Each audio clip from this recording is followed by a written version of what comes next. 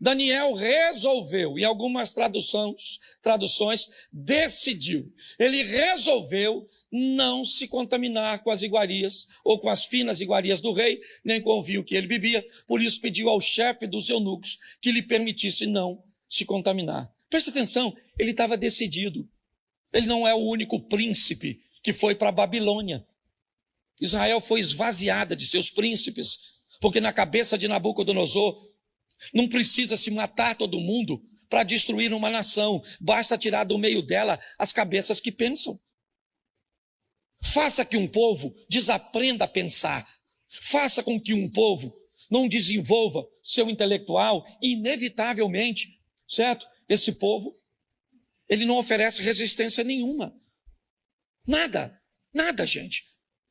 Essa semana eu passei na frente do quartel ali na Avenida Brasil, está entregue às traças. Eu me perguntei, estava conversando com minha esposa, eu me perguntei, querida, quantos dias o Brasil dura numa guerra mundial com o tipo de candidato que eles têm para ir numa guerra? Quantos de nós aqui já deu um tirinho? Pode levantar a mão. Levanta a mãozinha assim. Isso aí. Ok? Se tem uma guerra mundial, provavelmente a gente morre nos 3 dias. E não vai ressuscitar igual Jesus, não. Certo? Pode até ressuscitar na glória. É só para você entender como as coisas são. Para eliminar um povo, basta tirar dele as cabeças que pensam. Por isso, talvez pensar tenha sido, ou esteja sendo, um grande crime. Daniel decidiu, não vou me contaminar. É uma decisão dele. Ele pede o Aspenaz, que era o chefe, né, que havia sido determinado para recebê-lo. Ele, de uma forma muito coerente, ele não desafia. Ele diz, não, nós não vamos, eu estou decidido. Mas ele diz, mas vocês podem parecer desnutridos. Ele diz, então façam uma experiência conosco durante um período. Há toda uma situação. Mas Aspenaz não fez Daniel voltar atrás. A fornalha não fez os amigos de Daniel voltar atrás. A cova dos leões não fez Daniel voltar atrás, porque ele estava decidido. Não foi sorte, foi um poder de decisão, certo? Que ele conseguiu conduzir até o final. 1 Crônicas, capítulo 12, verso 38, talvez seja uma boa reflexão para nós. 12:38 de 1 Crônicas. 1 Crônicas 12:38. Isso. E todos estes homens de guerra, postos em ordem de batalha, vieram a Hebrom. Vieram a Hebrom como? Como? Resolvidos a proclamar Davi como rei sobre todo Israel.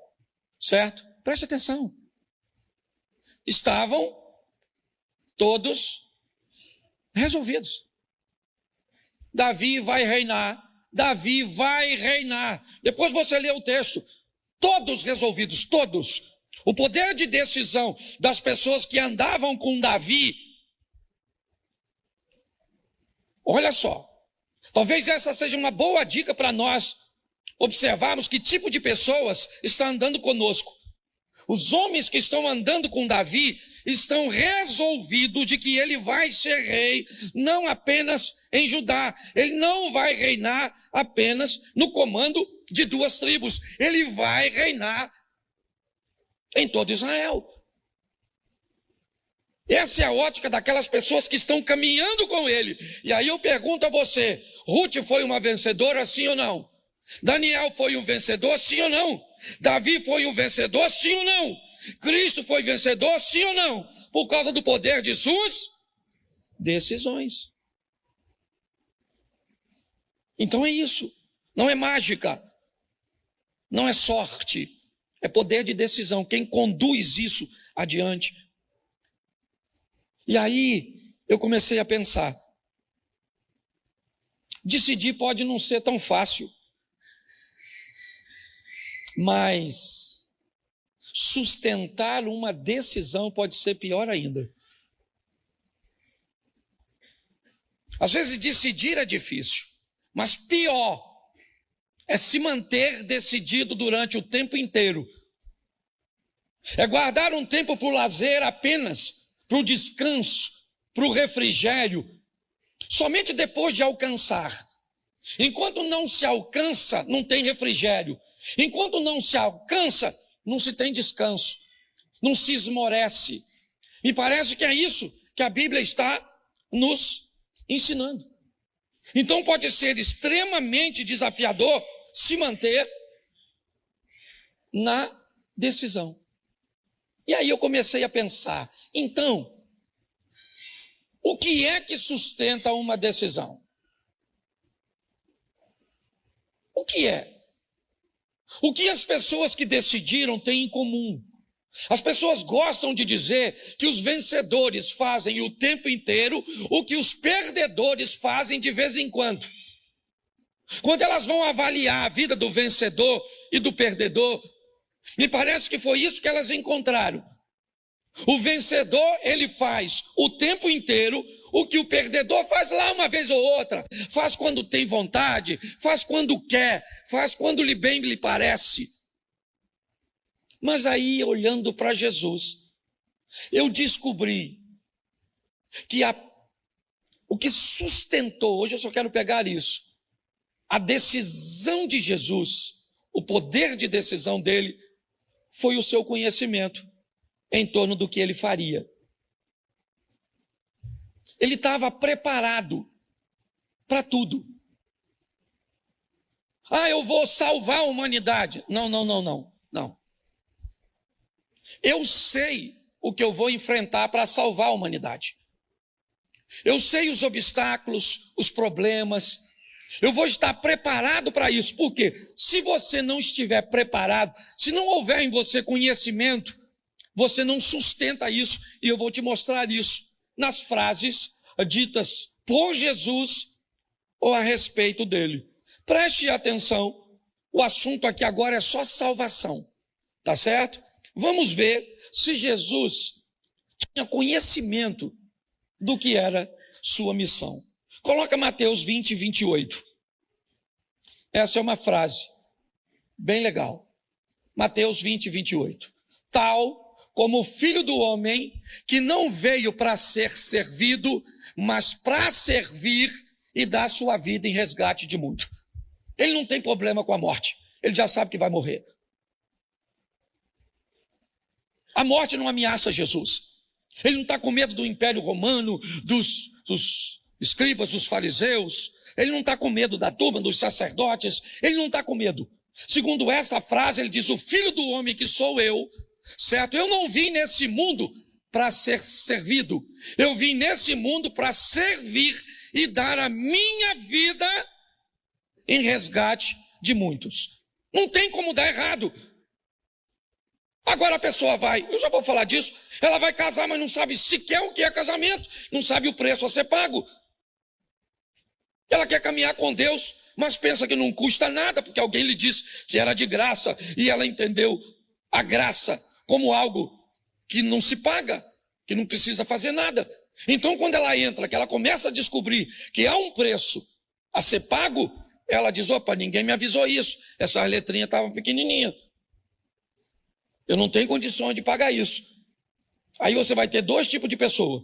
Ou ela vai embora porque descobriu que não consegue pagar, ou ela permanece dentro, sem vida nenhuma com Deus, porque tem vergonha de sair.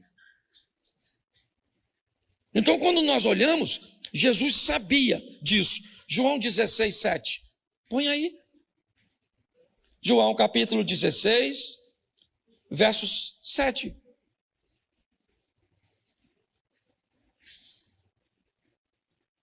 Isso. Mas eu lhe digo em verdade, melhor é para vocês que eu vá, porque se eu não for, o Consolador não virá para vocês, mas se eu for, eu enviarei a vocês. Preste atenção. Ele já está ressuscitado aqui, sim. Mas ele está falando de sua missão. Os discípulos não queriam que ele fosse. Ao contrário do Espírito Santo, certo? Jesus podia ser visto, podia ser abraçado, tocado e ir à frente de uma forma visual. Agora a liderança troca. Agora o concreto vira abstrato. Agora o que se vê se torna invisível. Talvez, por isso, o Novo Testamento fale tanto da fé e o Velho de obediência. Porque na troca de Cristo pelo Espírito Santo, nessa liderança, certo? O que acontece nessa situação? Os discípulos não querem. Você prefere lidar com alguém que você vê ou com alguém que você não vê? É muito mais fácil lidar com a liderança de Cristo. Mas aí ele diz, é necessário, eu não posso ficar aqui. Não posso. Eu tenho que ir embora. Ele sabia o que estava fazendo. E esse é o motivo de seu sucesso. João 13, 21. João 13, 21. Depois de dizer isso, Jesus se angustiou em espírito e afirmou, em verdade vos digo, que um de vocês vai me trair. Ele estava caminhando com um traidor. Preste atenção. Ele não tem problema com traição. Ele não tem problema, sabe? Pessoas chegavam, pessoas iam. Durante a pregação de Jesus, pessoas iam embora e paravam de ouvi-lo, porque não estavam gostando do que eles estavam falando. Certa ocasião, ouviram uma palavra dura de João Batista. Sabe o que eles fizeram? Já que João está com a palavra tão dura, vamos deixar a liderança do João e vamos procurar Jesus. Chegou lá, sabe o que Jesus disse? Por que vocês aí estão igual uma caninha agitada pelo vento? Chegou lá, encontrou uma palavra difícil e correu para cá achando que eu vou aliviar. Eu não vou aliviar, não. É aquilo mesmo que ele pregou lá e que vai ser pregado aqui. Jesus estava apto a lidar com isso. Ele sabia que um dos dois está escrito aí. E mais interessante de tudo é Mateus 26, 60. Dá uma olhada nesse texto. Pastor, por que o senhor lê tanto a Bíblia assim e fala pouco? Porque o povo anda lendo pouco em casa. Aí tem que ler aqui, por isso que a gente bota aqui, ó, certo? Vai parecer uma palestrinha, mas eu quero que você leia, só para tudo testemunhar contra nós. Mateus 26, 50, irmão.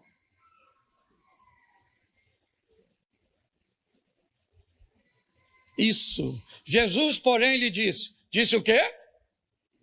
Disse o quê? O que você veio fazer? Nisso, aproximando-se, eles agarraram Jesus e É fantástico. Se não fosse Jesus, eu diria que era um sarcasmo. Quem é que está chegando com os caras para prender? Jesus. O Judinha.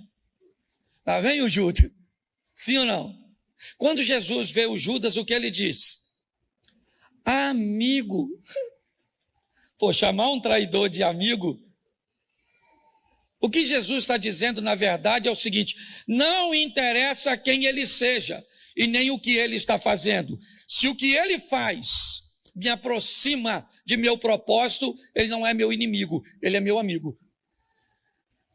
Jesus estava perfeitamente apto para lidar com sua decisão. Eu fico imaginando se fosse um de nós, lidando com um traidor, sentado à mesa, sabia que era o Judas, porque ele falou com João, quando Pedro achou que era ele, porque o Pedro era doido. Então, quando Jesus falou, tem um aqui que vai me trair, o Pedro ficou com medo de perguntar a Jesus. E Jesus falou, é tu, Simão. Aí ele jogou a bomba para o João, falou, João, pergunta aí. Aí o João falou assim, quem vai? Aí Jesus falou assim, é aquele que põe a mão comigo põe a mão comigo o local que estava botando a mão, todo mundo colocava. Então ele, mesmo assim, ele não denunciou o Judas, porque ninguém soube. Ele estava altamente habilitado, certo? Por quê? Porque ele sabia o que estava fazendo. E agora vem a minha mensagem. Essa era só a introdução. Agora eu começo a pregar. Certo? Porque eu estou só fazendo pergunta. E você tem conhecimento? eu vou te fazer 2 perguntas e vou fazer algumas aplicações. Você está decidida a fazer o quê? É a minha primeira pergunta. E a minha segunda é, você está decidida a parar de fazer o quê? Porque provavelmente tem coisa que nós estamos querendo fazer e tem coisa que nós estamos querendo parar de fazer. Certo? Então, a minha pergunta é o seguinte, deixa eu fazer aqui. Você está decidido a orar? Não precisa levantar a mão não, só estou usando exemplo. Ah, pastor, eu estou decidido a orar, mas não oro. Pastor, eu estou decidido a ler a Bíblia, mas não consigo ler não. Pastor, eu estou decidido a jejuar, mas não jejuo. Pastor, eu até decidi perdoar minha sogra, mas não consigo. Pastor, eu estou querendo melhorar minhas notas na escola, mas não consigo. Pastor, eu estou querendo arrumar um pretendente, uma pretendente, e não consigo. Pastor, eu estou tentando reconquistar a confiança do meu cônjuge, da minha família, eu não consigo. Pastor, eu estou querendo guardar dinheiro, mas não consigo. Pastor, eu estou tentando parar de mentir e não consigo. Pastor, eu estou tentando parar de trair, mas não consigo. Pastor, eu estou tentando parar de falar dos outros, mas não consigo. Pastor, eu estou tentando emagrecer e não consigo. Pastor, eu estou tentando parar de xaropar, não consigo. Pastor, eu estou igual a caipora, fumando tudo e não consigo. Pastor, eu estou tentando parar de gastar e não consigo. Bom, por que é que nós não temos força para levar adiante essas decisões? Provavelmente porque não sabemos muito a respeito daquilo que nós queremos fazer. Então eu peguei só 2 exemplos, certo? Para tentar te ajudar, porque esse é meu propósito, porque quando eu te ajudo, eu também me ajudo. Suponhamos que você diga hoje assim, eu sei que esse não é o caso de ninguém, é só hipoteticamente. Pastor, eu estou querendo parar de mentir. Eu e Pinóquio andamos juntos. E aí eu vou te perguntar, o que você sabe sobre a sua mentira? Vamos lá? Qual é o tipo de mentira a sua? Aí você vai me dizer assim, pastor, mentira, e leva para o inferno, sim ou não? Mas se você botar tudo no mesmo saco, você nunca vai conseguir parar de mentir. Então você tem que descobrir que tipo de mentiroso é tu. Entendeu? Tá certo? E não lembro de ninguém agora. Porque tem gente que vem para o culto e tem a coragem de dizer que Deus está falando com quem não veio. Já viu? Você fala uma palavra, a mulher fala, meu marido tinha que estar aqui para escutar isso. Tinha, Deus trouxe a pessoa errada, a senhora. Deus se enganou na hora de trazer a senhora. Então a mensagem é para quem veio, não é para quem não veio, não. Tá? A mensagem é para nós, certo? Nem que seja para nós instruirmos outros. Mas a grande verdade é essa. Bom, então tem 2 tipos de mentira, ou de tipo de mentiroso aqui, que você vai lembrar de alguém agora. Não deveria, mas vai. Certo? Eu minto para encobrir meus erros ou minhas irresponsabilidades. É o mentiroso, sabe, que ele esqueceu de fazer, ou estava com preguiça de fazer, ou fez errado e quebrou. E aí ele precisa de uma mentira para encobrir o erro, a preguiça. Por que você não foi no culto? Estava com febre. Pastor, aconteceu um problema. O que é isso? Isso é uma mentira para encobrir algo, certo? Que você se envergonha. Então você sabe que tipo de mentira você mais mente? Ô pastor, na verdade, a minha mentira não é essa não. Eu sou altamente responsável, tá bom? Não tenho responsabilidade nenhuma, nem erro, nem ando quebrando nada. O meu tipo de mentira é para eu parecer melhor e ser aceito pelas pessoas. Você sabe que eu já vivi isso quando eu era novo? Às vezes eu estava num ambiente e alguém lançava um filme no cinema e menino, eu assim, naquela época eu não lembro assim com quantas vezes eu fui no cinema não. Porque o dinheiro assim era... Pra você ter noção, eu tinha um sonho de comer aquela tortinha de banana do McDonald's. Olha o meu sonho. Sabe aquela música, o ladrão foi lá em casa, quase morreu do coração. Eu acho que foi composta lá quando eu morava lá na beirada do Rio, lá com meu pai, lá que você trabalhava com o Valdir. Estou falando sério, uma casa tão apertada que para o sol entrar, nós tínhamos que sair. Não cabia nós e o sol. Mas quando alguém falava assim, viu o filme? Tal! Eu falava, vi, mas não lembro assim direito, que eu dormi. Naquela época, nós tínhamos vergonha de dizer que morava em Xerém. Quem saía, e se alguém perguntasse, nós morávamos em Petrópolis. Esse tipo de mentira, sabe aquela mentira para você, sabe, se sentir aceito, melhor. Você sabe que tipo de mentiroso é você? Se você não sabe, provavelmente você nem vai parar de mentir.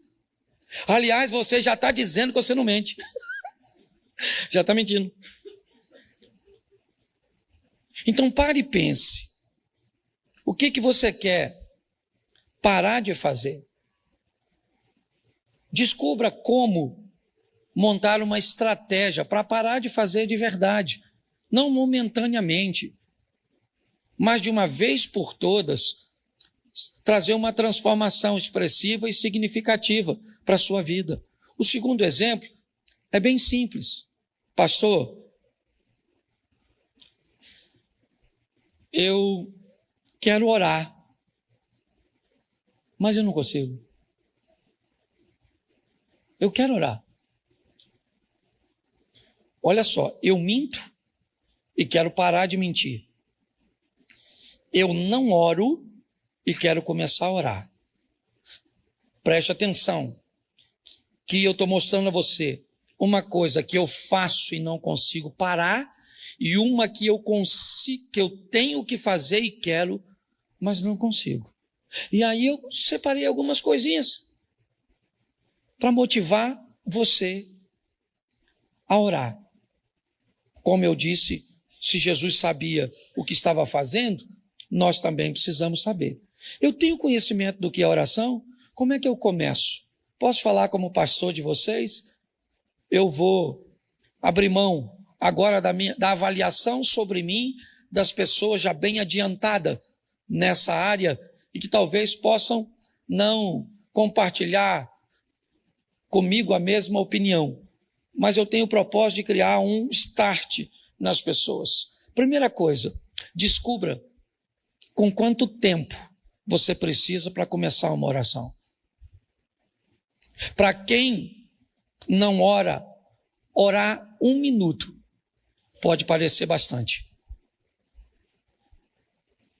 Então, se você quer começar a orar, descubra que o ideal é você começar entre 1 a 2 minutos apenas. Não se preocupe com quem está orando meia hora, diz que ora 3 vezes por dia. Não se preocupe com isso. Ok? Talvez por isso as pessoas não começam. Por isso elas não levam sua decisão adiante. Porque muitas vezes o que ora essa quantidade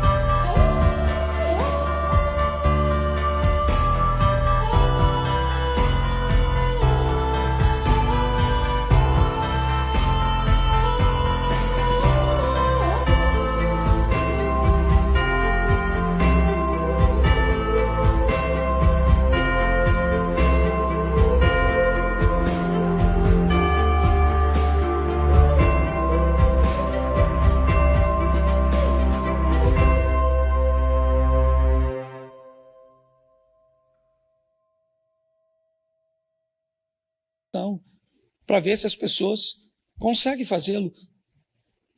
Quer prosseguir? Em nome de Jesus e por seu sangue, eu peço perdão pelos nossos pecados, se estiver em grupo, ou pelos meus, se eu estiver sozinho. Então deixa eu continuar e fazer. Senhor nosso Deus, em nome de Jesus e por seu sangue, eu peço perdão pelos nossos pecados. Agora, vamos dividir. Eu quero te agradecer por me salvar, prover, me sustentar. Estabelece a sua lista de agradecimento. Senhor, eu quero te louvar por tua bondade, misericórdia e maravilhas, e o louve em oração, certo? Eu quero agora interceder por fulano, ciclano, beltrano, pela doença, pela libertação, por isso, por aquilo outro, e eu termino a minha lista de intercessão. Agora, Senhor, eu quero falar com o Senhor a meu respeito, e preciso disso, melhorar assim, fazer isso. Escreve isso nessa ordem e provavelmente você vai chegar perto dos 5 minutos na sua primeira oração. Mas se você não criar um ambiente para que você treine, provavelmente vai passar, né? E aqui eu dei só de oração e usei só um exemplo simples sobre a questão da mentira. Só saber que tipo de mentira é minha. Eu estou com problema de autoimagem, autoafirmação, então provavelmente eu sou o segundo mentiroso. Eu estou com problema de irresponsabilidade e medo de enfrentar meus erros, eu sou o primeiro mentiroso. Ou então eu posso estar sofrendo com as duas mentiras, dependendo do que eu esteja vivendo. A grande pergunta é, não mudamos por quê? Se estamos num ambiente de mudança, de transformação. Se temos no nosso meio um Espírito que pode nos fortalecer, temos um Cristo que pode fazer coisas extraordinárias, temos. Talvez não tivéssemos um ensino que Deus tem nos despertado no ambiente de revisão, mas para que possamos sair daqui e colocar nossa vida num trilho, num ambiente onde eu consiga mudar 3, 4, 5% por mês. A caminhada cristã não é uma prova de velocidade, ela é uma prova de resistência. A grande questão é, há quanto tempo eu estou aqui e nada acontece? Ou sempre acontece na vida dos outros? Ou tem um grupo na igreja me enrolando para me manter aqui, tirar meu tempo, tirar meu dinheiro, certo? Ou tem uma postura inadequada minha nesse ambiente. Então eu quero que você saia daqui entendendo, né, o seu poder de decisão. Eu vou me decidir, isso vou, então tá bom. Eu vou, deixa eu pegar aqui, certo? Eu estou decidido a melhorar minhas notas. O que eu preciso fazer para melhorar minhas notas? Se eu usasse esse exemplo, como é que eu faria isso para melhorar minhas notas? Eu estudaria? Sim ou não? Sim ou não? Mas isso me garante tirar boas notas? Só estudar? Não. Eu conheço gente que estuda pra caramba, mas quando chega na hora de fazer a prova, seu sistema nervoso é atacado de uma tal forma que a pessoa não consegue desenvolver. Eu conheço pessoas que dizem, pastor, eu estudei, no dia da prova, sabe o que aconteceu? Não caiu nada do que eu estudei. Nós estávamos ontem jantando na casa de meu cunhado, falando sobre essas questões de renovação de carteira de habilitação. Eu, quando fui renovar a minha, eu fiz aqueles simulados lá, sei lá, umas 30, 40 vezes.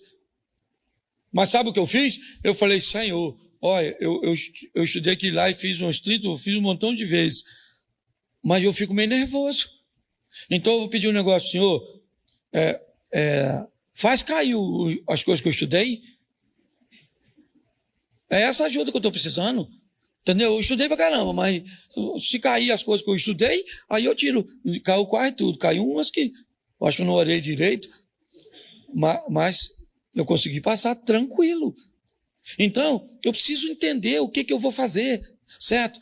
Você está precisando arrumar um pretendente. Como você faz para arrumar um pretendente, dona? Ô, rapazinho, você está a fim de arrumar uma novinha aí? E aí? Certo? Como é que faz? É essas coisas, sabe? Como é que eu faço para parar de beber, para parar de fumar, para parar de mentir, para parar mesmo, reduzir a basicamente zero, com o poder da minha decisão, sabendo o máximo possível em torno daquele assunto. Gente, eu estou falando de vida na terra, tá bom? Porque tem gente que vem para a igreja só para escutar coisa do céu. Não, estou falando de qualidade de vida terrena, de melhorar as pessoas como marido, como esposa, como filhos, como pai, como colaborador, como vizinho, sabe? Fazer com que pessoas vivam o que a Bíblia prometeu. Eu vim para que tenham vida e a tenham em abundância. É isso, certo? Então, se nós olharmos e criarmos essa estrutura que me mantenha decidido, por quê? Porque na primeira situação eu posso desistir. Na abertura do Casados para Sempre, eu encerro aqui. Uma das irmãs tomou a palavra e nos fez trazer à memória o sucesso da Torre de Babel. A Torre de Babel era um sucesso, estava dando tudo certo, eles se entendiam, a obra progredia, estava tudo certinho, sim ou não? Porque eles estavam a fazer o que Deus não tinha aprovado. E até uma decisão firme, certo? Quando ela se opõe, se ela for firme mesmo, pessoas podem até enxergar sucesso, onde o resultado final acaba sendo um fracasso. Não é porque está dando certo que Deus está no negócio. Eu acho que vale a pena nós levarmos isso para casa e refletirmos sobre isso. Fazer uma listinha, sabe, do que eu quero fazer uma listinha do que eu não quero fazer e pegar uma coisa do que eu quero começar a fazer e pegar uma coisa que eu quero parar de fazer e trabalhar essas duas coisas só, uma de cada vez, uma só. Obteve êxito nela? Beleza, agora eu vou pegar na minha listinha o segundo. Olha, agora eu tenho que perdoar. Nossa, meu pai fez isso, fez aquilo outro, minha mãe fez isso, isso. Eu quero perdoar e não consigo. Então eu vou trabalhar o perdão. O que eu quero parar de fazer, certo? Eu quero parar de falar mal dos outros. Então agora eu vou trabalhar essas duas coisas. O grande problema é que nós pecamos ou erramos no varejo e pedimos perdão no atacado. Dobramos o joelho, fazemos aquele pacote belíssimo: Senhor, perdoa-me por palavra, pensamentos e obra. Sabe quando melhora? Nunca. Nunca. Então vamos colocar isso em ação e diminuirmos, sabe, em poder, como o jovem rico, ouvir de Jesus: falta para você apenas uma coisa. É como o apóstolo Paulo pode dizer: eu tenho um espinho na carne. Reduzirmos nossos erros, reduzirmos, certo, as nossas falhas ao mínimo possível. Se você lembrar, a oração de Paulo é para que tirasse dele seu espinho, certo? Ele só tinha um e achava muito. Ele mesmo disse: dos pecadores eu sou o maior, o primeiro, certo? Mas quando ele ora, o que ele ouviu? A minha graça te basta. Mas olha o nível que ele chegou. Eu queria que você ficasse de pé nessa hora e fosse para casa pensando nisso.